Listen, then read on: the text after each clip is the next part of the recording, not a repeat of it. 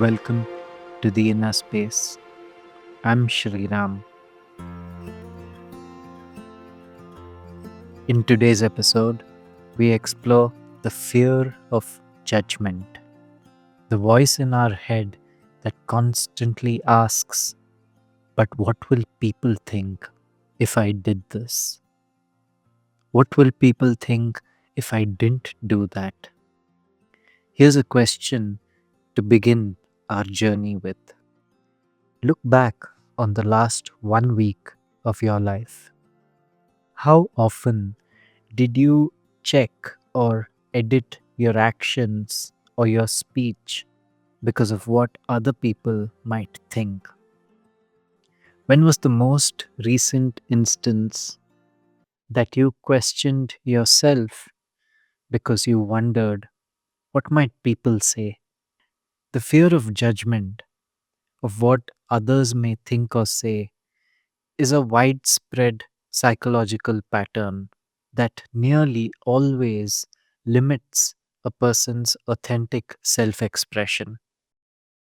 I have experienced dollops of this fear as I began the inner space. For good reason. This fear was once a survival skill. It was meant to protect us, it was meant to keep us safe. It likely holds you back from taking those very steps towards your dreams. In this episode, we will dive into this fear, as old as human society itself, and understand its origins and how it shapes our daily joys and fulfillment today.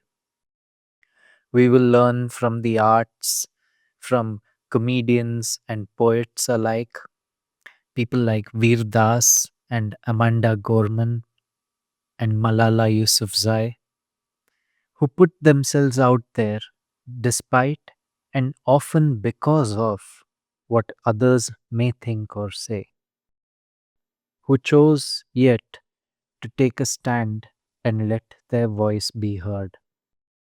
And as always, we will learn from modern science and ancient wisdom to see what simple ideas and actions we can integrate into our own lives. Are you ready to explore how you've been thinking all along about what others may think? Let's dive in. What is judgment? The Oxford Learner's Dictionary lays out a handful different definitions of the word judgment. Judgment is often used in context of decision making, the ability to make sensible decisions after carefully considering the best thing to do. This is also termed discernment. For example, someone may ask, "What's your judgment on this situation?" The word can also be used in a social context as an opinion that you form about something or someone, and the act of making this opinion known to others. For example, someone may hear what you have to say about another person and they may ask, "Is that your judgment of the other person?" Or they may ask, "Is that a judgment that you have on the other person?" In legal contexts, it is the decision of a court or a judge.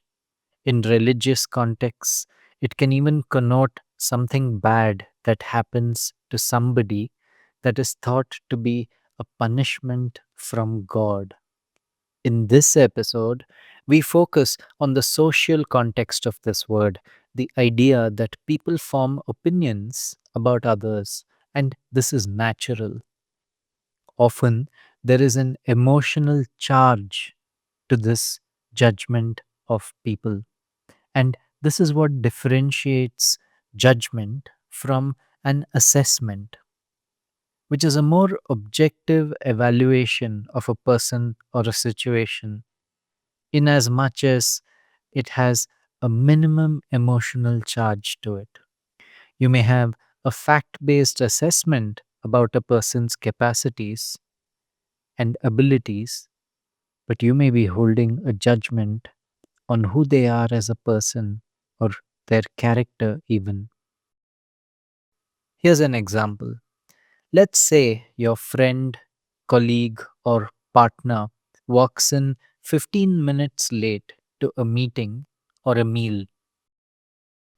Judgment would say, she's so irresponsible. She never respects anyone's time.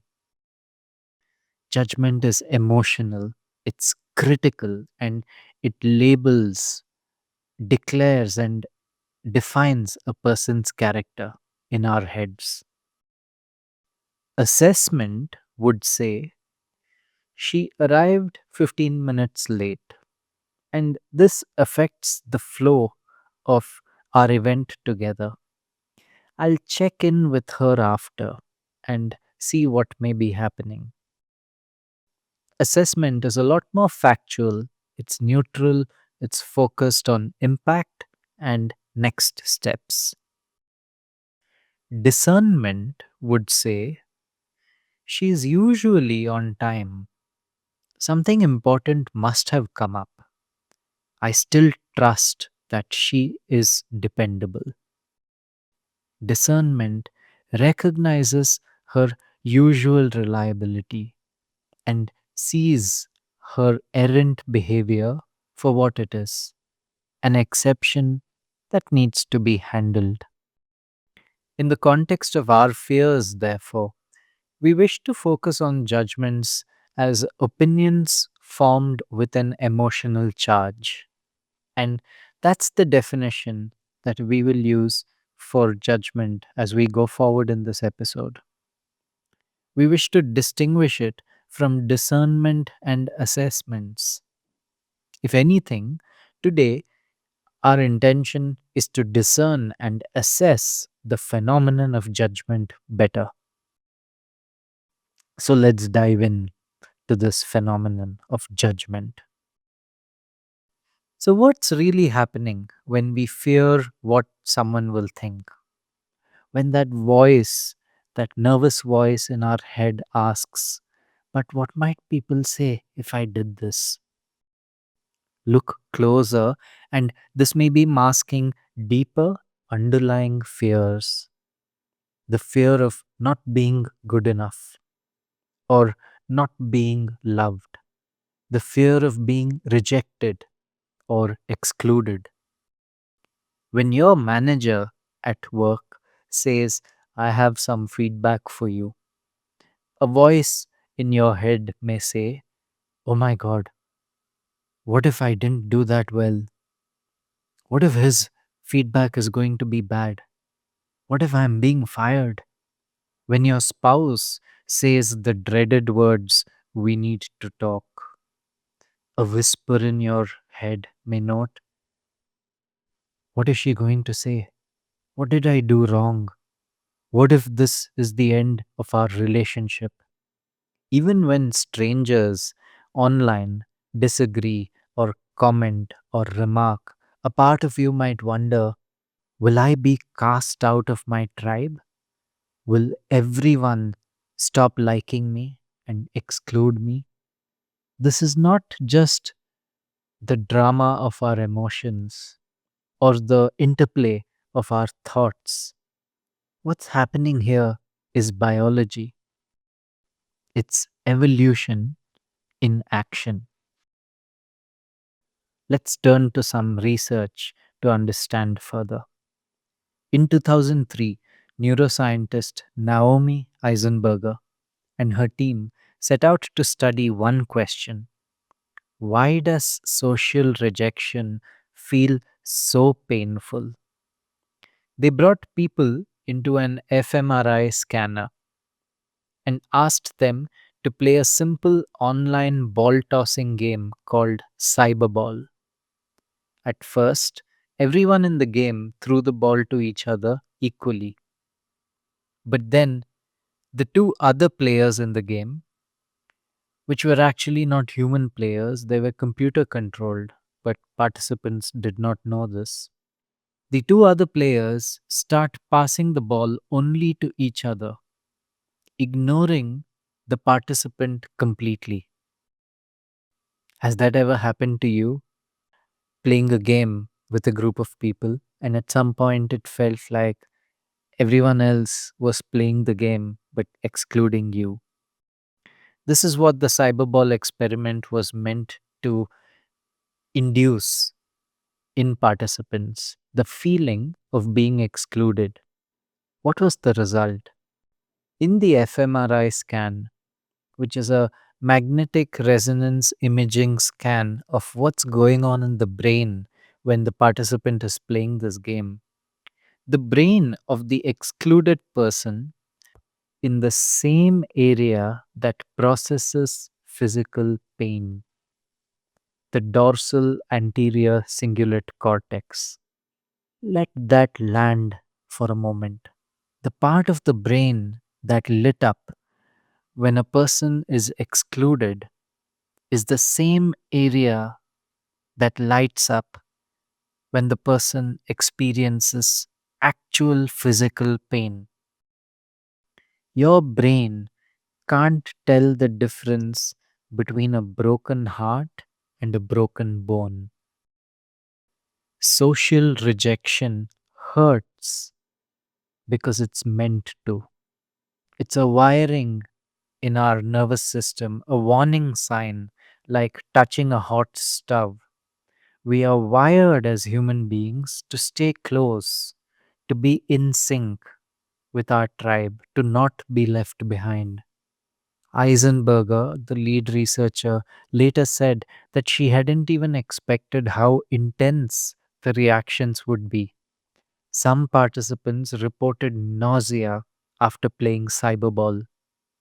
Others said the coldness they felt during the exclusion in the game stayed with them long after the study. So, if you feel intense stress around other people's opinions, you're not being weak or oversensitive. Your nervous system is reacting in exactly the way that it was evolved to. Why does this pain run so deep? Because connection matters. Because inclusion once upon a time meant survival, and exclusion or exile meant death. To understand why this is so deeply encoded into us, we turn to the work of two psychologists who stitched together decades of data to uncover a powerful insight. In 1995, Roy Baumeister and Mark Leary published a sweeping paper that proposed something bold, that the need to belong is not just a desire, it's a fundamental human motivation, like hunger or sleep. We are driven to form and maintain close bonds in the same way that we are driven to breathe, sleep, and eat. And when we can't do this, we also suffer in the same way. Baumeister and Leary's work, called the belongingness hypothesis, showed how across domains of life, from friendships to mental health to decision making, the presence or absence of belonging shaped everything. They found that we form bonds quickly, even in low stakes situations. We resist letting go even of toxic relationships because our biology clings to connection. And when we feel chronically rejected or alone, our mental and physical health deteriorate. Anxiety rises, inflammation increases, and the immune response weakens. Baumeister was originally studying self destructive behavior and happened to notice something surprising. People who engaged in self harm or spiraled into addiction or self sabotage weren't just in pain, they often felt unlovable, unworthy of belonging. It's not that rejection hurts, rejection cuts at our core identity. Am I wanted? Am I loved? Do I matter? Will I be left behind? In short, the need to belong is a fundamental human need. And when this is not met through exclusion, rejection, or judgment, it hurts emotionally, but also physically for the brain. Being afraid of what people will say or think has wider ramifications. While it helps us ensure that we are playing within the norms of our circles of belonging, that we are toeing within the boundary lines that have been drawn by our immediate social environment, it often also comes at the cost of living life to its fullness. We may play small, thinking that if we took a risk, we would be excluded or judged. We may overthink our choices.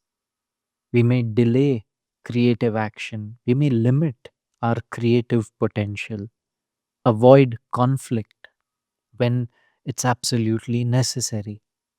We may even start judging other people, seeing the world through the same binary lens of right and wrong that we fear being judged by. A double edged sword, judgment can cut both ways. And this isn't a fringe experience that's felt by a few, it's woven into the fabric of how we grow up, especially in cultures where social harmony is prized. In many cultures, the pressure to belong means self expression comes with the risk of exclusion or dishonor. In India, the phrase log kya kahenge, what will people say, is not just a question, it's a warning, it's a cultural reminder that our actions reflect not only on us, but on our families, communities, caste, and even our nation. There's also the fear of nazar or drishti, the evil eye, the belief that being too visible, too successful, or too happy invites negative attention and misfortune. Parents might avoid celebrating a child's milestone too loudly or downplay good news just to protect from envy or gossip. And so this shapes an early lesson. Hide your joy. Don't stand out too much. Stay within the boundaries. This phenomenon is not exclusive just to India. In South Korea, where I was recently traveling, there is a deep cultural value, a bond of affection and loyalty that builds over time, means intimacy, but also obligation. It's a close emotional interdependence where stepping out of the line, even in a small way, can feel like betraying the tribe that one is a part of. Across many such collectivist cultures, personal choice is often in tension with group belonging. Individualist cultures have not resolved this fully either. May have swung too much to the end of personal choice and away from a sense of belonging, thereby creating a silent pandemic of loneliness. Either way, we learn to adapt and cope as human beings, where personal self expression can come at odds with our belonging to a group. We edit, we please, not because we are weak, but because we've been taught that staying in the circle matters more than standing in our truth. The fear of judgment shows up everywhere, not as a loud panic, but as subtle self editing and shrinking. It's rarely dramatic. It shows up in the decision to stay silent in a meeting, for example. Even though we may have something that we wish to say, we ask ourselves the question, but how will people react if I say this? It shows up when we don't share a creative idea, when we re record a voice note 5 times before sending it, review an email draft all night before hitting send. It shows up when we apologize for asking a question or saying something that we really feel. It shows up when we defer to someone else's preference just to avoid coming across as difficult. As human beings, we want to be accepted. But sometimes that desire makes us disappear, even from ourselves. In episode 3, we explored how the fear of judgment is so closely tied to inadequacy. When we take social risks like speaking up, going public, or being visible, lurking underneath can often be, will I be enough? Am I good enough to take this risk? And this fear is magnified when your identity or voice is regularly scrutinized and watched. Whether you're a public figure, a woman in a male dominated space, or someone who grew up hearing that your feelings were too much, or someone who received a lot of close love and attention from caregivers, which was well intentioned, it ended up reinforcing a belief that I am always watched and my actions are always observed and sometimes even judged. Now, science shows that the stress you feel when being evaluated in this way isn't weakness, it's your nervous system doing its job.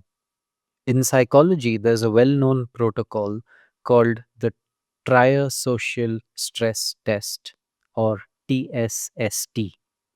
In the TSST, participants are asked to speak in public and solve mental math while being observed by a panel of evaluators who are trained to stay blank faced.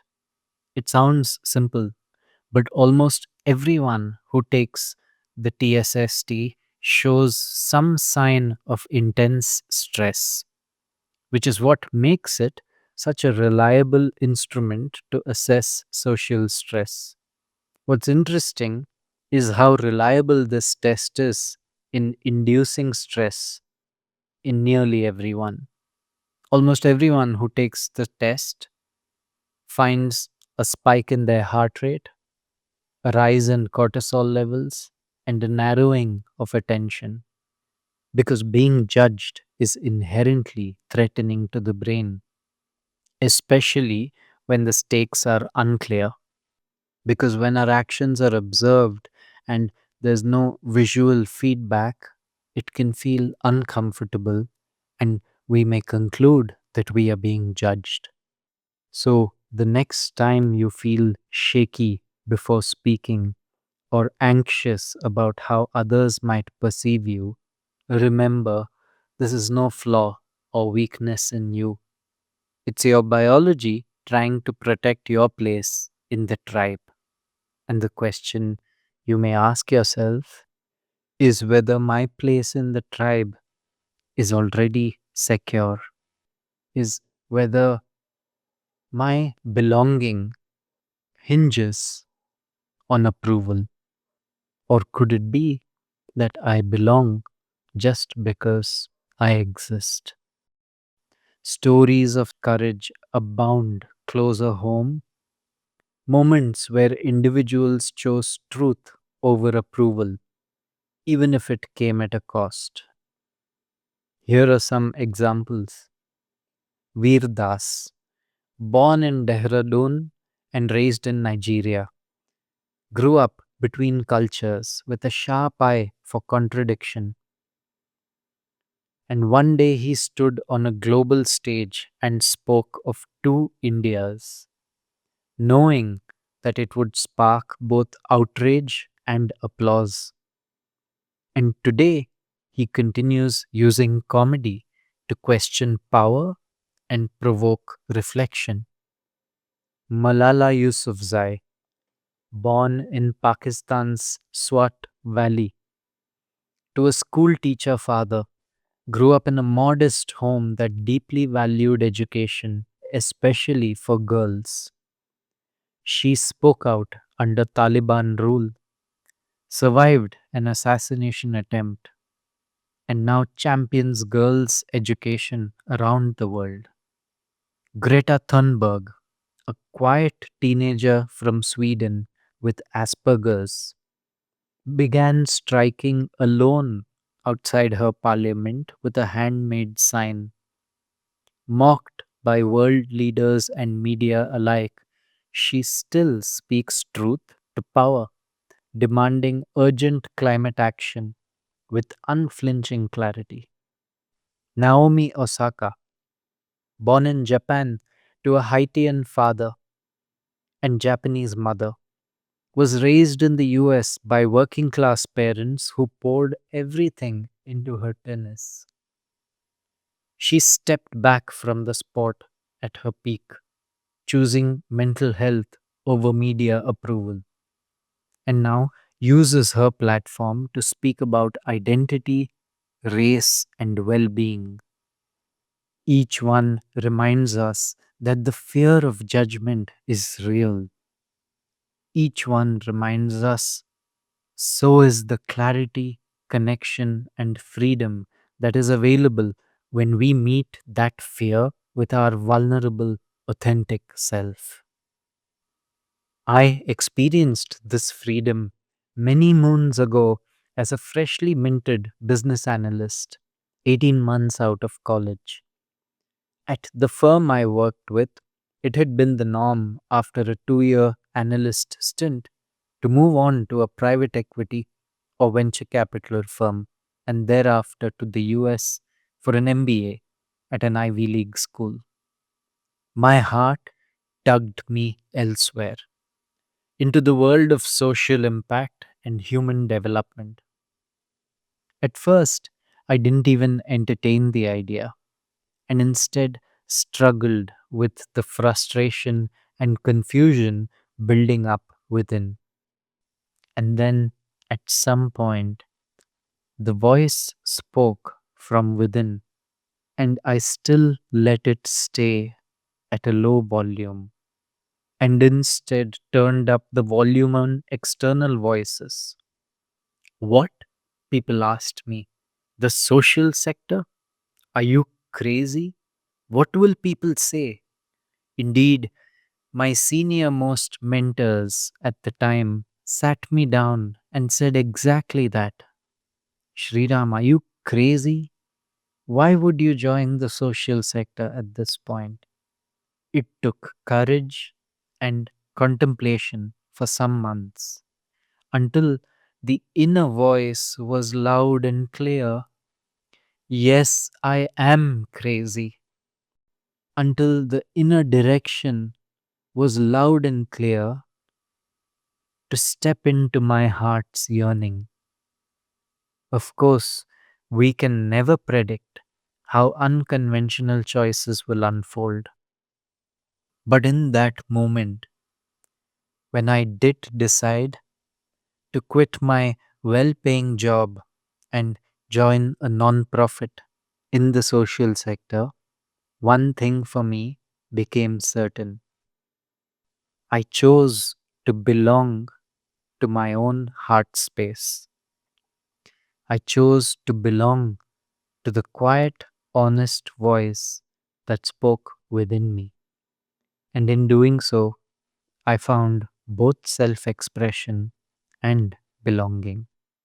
Now, this voice is not always easy to trust because even when all the outer voices fade, there is one voice we must face, and that's the one inside us. The loudest judgment often isn't from others, it's from the voice that we have internalized. You don't need someone else to shut you down, you do it yourself all the time.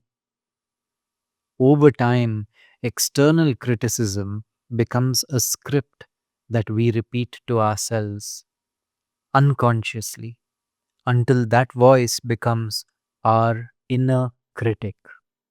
Over a century ago, sociologist Charles Cooley called this the looking glass self. The idea that we build our self image not by who we are, but by imagining how others see us. We see ourselves through imagined eyes. We live in the fear of their disapproval. Even when no one is watching, we behave as if someone is watching. And often, this imagined gaze is harsher than reality. In psychology, there is a term called the spotlight effect, first coined in a 2000 study by researcher Thomas Gilovich and his colleagues. In one experiment, the researchers asked college students to wear an embarrassing t shirt that featured a large image of Barry Manilow, an American soft rock musician. They then asked students to estimate how many people in the room would notice that embarrassing t shirt. The students consistently overestimated by more than double. The students estimated that close to 55% of the group would notice their t shirt, whereas actually about 22% noticed the t shirt. We overestimate how much people are watching us and underestimate how much we are watching ourselves. Do you think they noticed that awkward pause? No one likely did.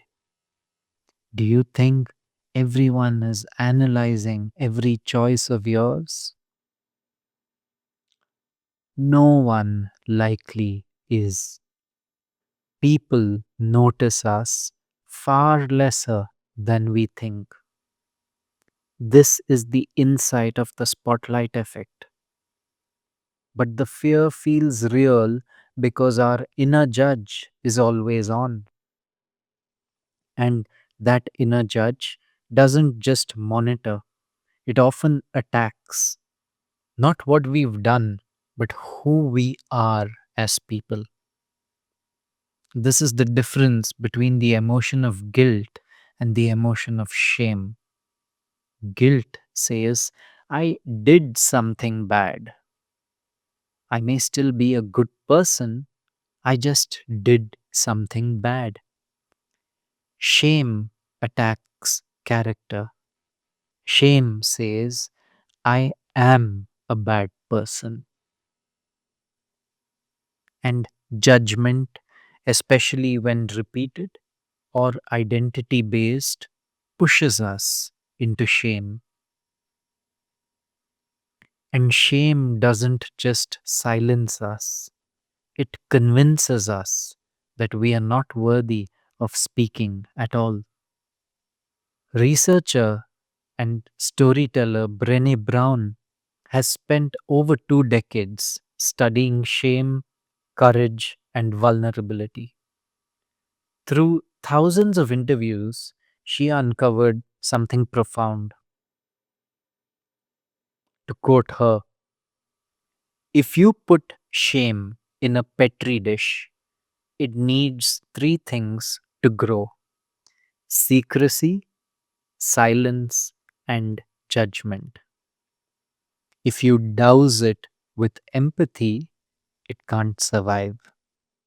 In one story from her research, a father shared how he yelled at his child and felt terrible. But instead of spiraling into shame, he saw it as a mistake, as bad parenting behavior, and not a sign of being a bad parent. He apologized and rebuilt trust with his child. This contrasted sharply with other parents who felt shame and shut down and avoided their kids out of self loathing. Brown found that this distinction between guilt and shame, between seeing something as bad behavior rather than as being a bad person, makes all the difference. It allows us to learn and act with integrity rather than hide out of fear. So, how do we begin to heal the voice of shame? In chapter 14 of the Bhagavad Gita, Krishna speaks of the three qualities, the three gunas, the fundamental forces of nature that shape all experience. Sattva, the quality of clarity and harmony. Rajas, the energy of striving and restlessness. And tamas, the pull of inertia and confusion. The path of wisdom, Krishna says, is not to suppress or prefer any one of these qualities, but to witness them without being ruled by any one of them. To know that this is rajas stirring desire, or this is tamas pulling me down. A person who transcends the gunas is described with a beautiful phrase in verse 24 and 25 of this chapter. Tulya nindatma samstutihi, one who is equal in blame and self praise. Manapamanayos tulyas, one who is equal in honor and dishonor. This is the essence of equanimity. The guidance here is to stay equanimous, to stay equal both in blame and in praise, in honor and in dishonor. This is the essence of equanimity. Not chasing praise, nor crushed by criticism, not swayed by applause, nor broken by rejection. This does not mean that one does not experience either.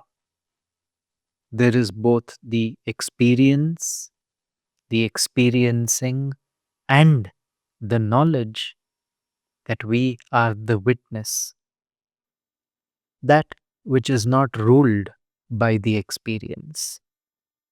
This guidance echoes through the Dhammapada, where the Buddha in verse 6 of the Dhammapada teaches, just as a solid rock is not shaken by the wind, so the wise are not moved by praise or blame. In fact, His Holiness the Dalai Lama has often said in his teachings, your enemy is your greatest spiritual teacher. How could that be? How could our enemy be our greatest teacher? He explains, if you can cultivate the right attitude, your enemies are your best spiritual teachers because their presence, their attacking, provides you with the opportunity to enhance and develop tolerance, patience, and understanding. In other words, the criticism that we fear may hold the exact doorway to truth and freedom. If we meet it with presence and compassion, not performance or fear. From India to Persia, these teachings take on a different form in the Sufi tradition of the Malamatiyas, the path of blame. Emerging in 9th century Nishapur, the Malamatis were a sect of Sufis who believed that blame could be a mirror. They saw self criticism not as punishment but as purification. Praise, they believed, leads to performance and inauthenticity. Blame, they believed, returns us to humility and authenticity. One story tells of a saint who, on entering a city and being revered by followers, purposely performed a disreputable act to strip away admiration and thereby his own ego, to dissolve his pride not in secret but under the gaze of others, not because he was shameless, but because he wished to be free.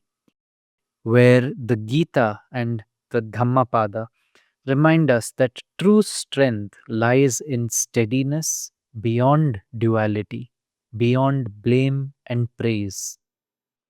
The Malamati show us that blame, when it happens, can also be accepted with humility and become a path to absolute authenticity.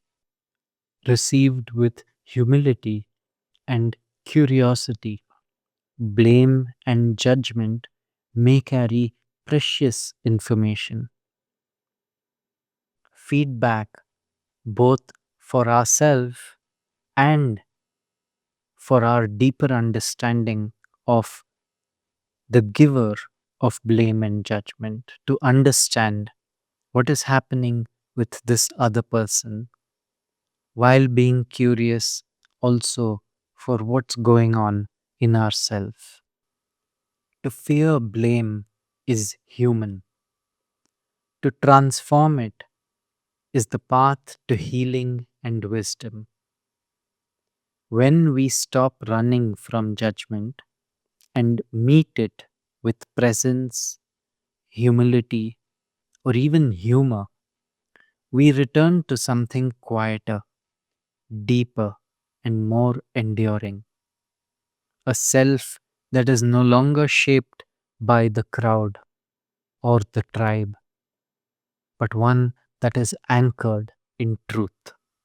So let us now turn to what that journey of healing can look like. As we've seen throughout this episode, the fear of judgment isn't just a mindset, it's something we feel in our nervous system, our relationships, and our choices. It has ancient roots and modern forms, but it's not the end of the story. It's the beginning of a path forward, a path of remembering our worth, softening our inner voice, and slowly, gently building the courage to act from our truth even when the world is watching.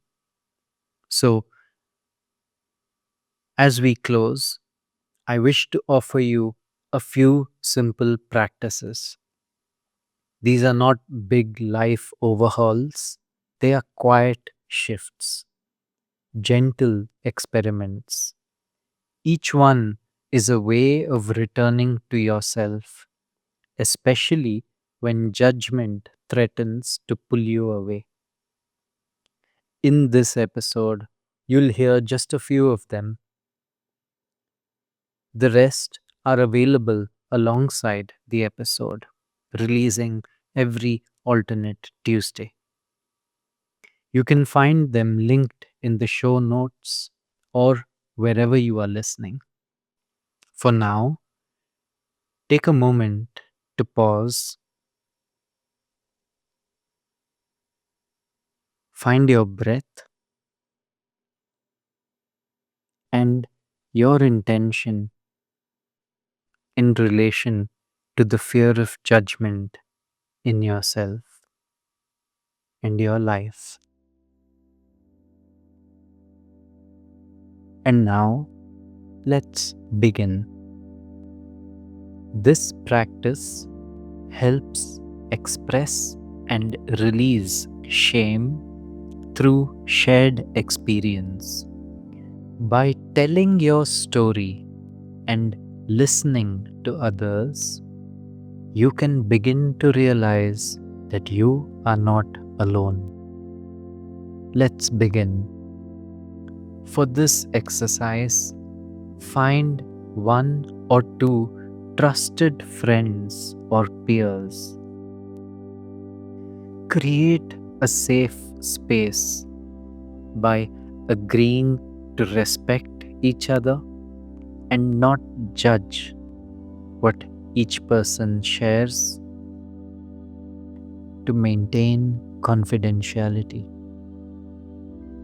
When you have found people that you feel safe with, a safe space has been created. You may begin by saying something like the following: let each of us share a time that we felt judged, feared judgment. No advice is needed, nor solutions. No fixing is needed in this exercise, just listening. Take turns as you go around sharing a story and be present. When one person shares, listen deeply and with your heart.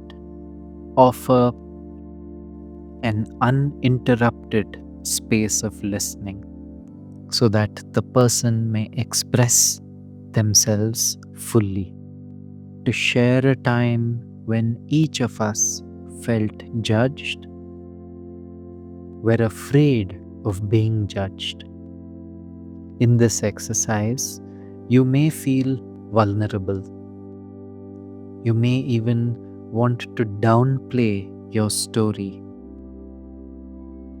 and portray yourself as having managed it well. All of that is okay. Just speak anyway and express what you really felt, and notice what shifts when you are heard without interruption and with full presence.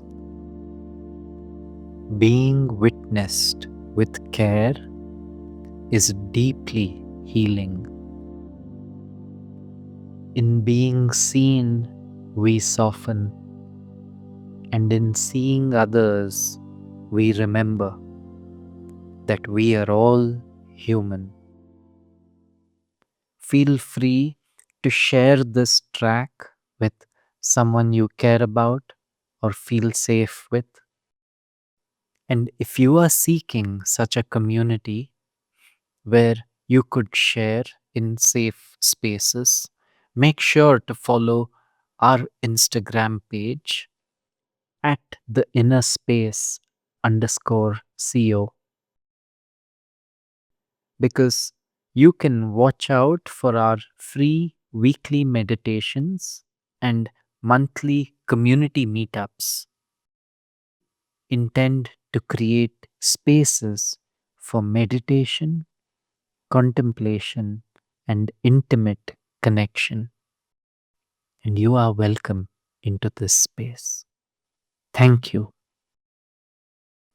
And so now we come to the end of this episode on the fear of judgment, one of the most quiet and powerful forces shaping our lives.